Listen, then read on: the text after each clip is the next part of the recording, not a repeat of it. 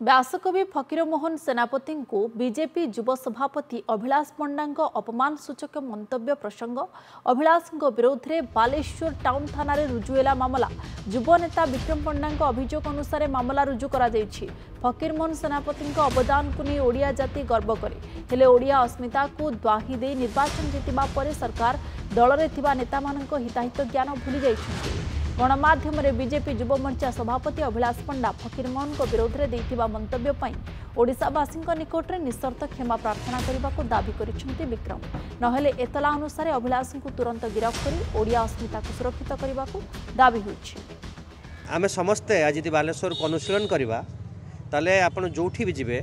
फकीरमोहन को ना फकीरमोहन को स्टेच्यू बालेश्वर माने फकीरमोहन तेणु ये भली अपमान बालेश्वरवासी सह्य करने मोड्रे नाहंती।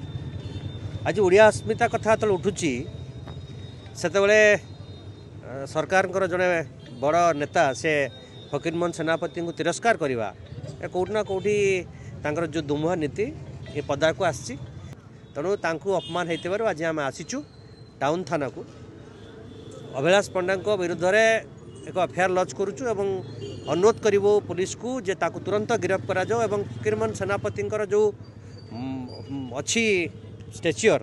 ताकू केमती आउ आगू भूल लुंटित करा न जीव ए दिगरे कार्यक्रम हम ना आगामी दिन में बालेश्वर सहर सबु वर्ग को सांगरे नियाजिवो एवं फकीरमोहन प्रति जो अपमान होती ताकू ता प्रति केमती बड़ आंदोलन हम से कार्यक्रम आगामी दिन में करा।